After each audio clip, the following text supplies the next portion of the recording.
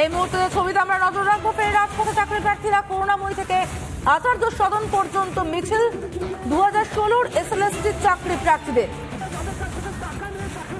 অবস্থানে বসে পড়েছেন, দেখতে পাচ্ছেন সেই ছবি করুণাময়ীতে অবস্থানে। আমাদের সঙ্গে রয়েছেন আমাদের প্রতিনিধি আনন্দমোহন, চলে যাবো সরাসরি আনন্দমোহনের কাছে। ঠিক কি ছবি উঠে আসছে এই মুহূর্তে আনন্দমোহন? আমরা পারবো না, আমরা কিছু আমরা অশিক্ষিত নই, একেবারে যে সরকারের দুর্নীতি এবং এসএসসি সুপ্রিম কোর্টে বাতিল হয়েছে পুরো তবে বাতিল হয়েছে, যারা যোগ্য তারা চাকরি পাবে না কেন সেই নিয়ে কিন্তু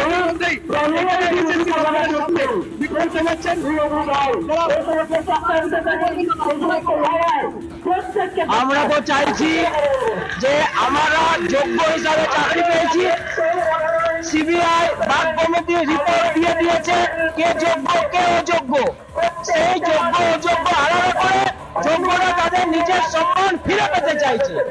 এসএসসির কাছে সেই যোগ্য অযোগ্য আলাদা করার জন্য আমরা এসেছি।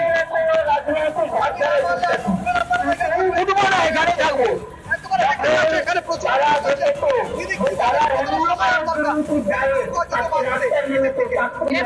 সময় লাগার কথাই নয়, এরা সময় লাগাচ্ছে। সিম্পল জিনিসটাকে জট পাকিয়ে এই জায়গায় নিয়ে এসেছে।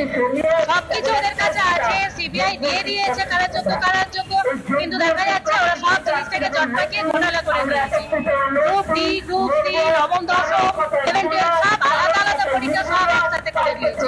যেটা করতে সময় লাগারই কথা নয়, কয়েক ঘন্টার মধ্যে করে দেওয়া যায়, যেটার জন্য আমাদের এই এতদিন ধরে রাস্তায় করে থাকতে হচ্ছে। অবশ্যই অবশ্যই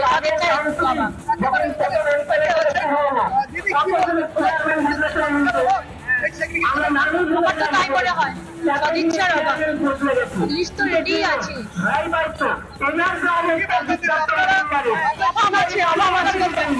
স্কুলে থাকার কথা, এখন আমরা রাস্তায় স্কুলের কাজ ছেড়ে দিয়ে এখন আমরা রাস্তায় রাস্তায় বসে রয়েছি। আমাদের সামাজিক অবক্ষয় হচ্ছে, আমাদের সম্মান আমরা হারাচ্ছি, সম্মান খর্ব হচ্ছে আমাদের শুধুমাত্র এদের জন্য, এসএসসির জন্য। যারা আছেন আন্দোলনকারীরা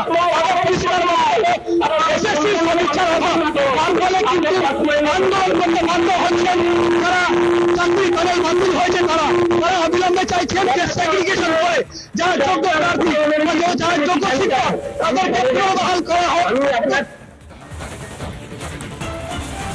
আনন্দমোহনের কথা আমরা স্পষ্ট শুনতে পারছি না। আনন্দমোহন, আমরা চেষ্টা করবো পরে আবারও যোগাযোগ করার। যে ছবিটা আমরা দেখতে পাচ্ছি এই মুহূর্তে করুণাময়ের ছবি দেখতে পাচ্ছেন। এসএলএসটি 2016-র চাকরি প্রার্থীরা করুণাময় থেকে আচার্য সদন পর্যন্ত মিছিল করবেন, রাজপথে ফের নামলেন চাকরি প্রার্থীরা।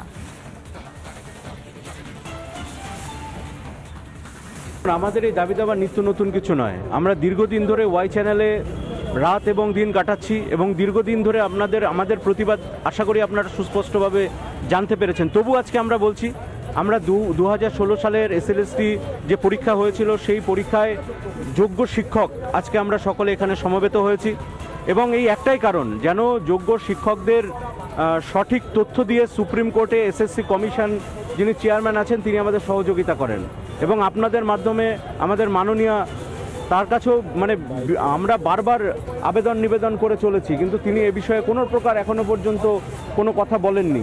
তো আজকে আমাদের এই শেষ সময়, কারণ আগামী দিন আমাদের সুপ্রিম কোর্টে যে হিয়ারিং হতে চলেছে 27 তারিখে, সেটা কি হতে চলেছে আমরা কিন্তু কেউ জানি না।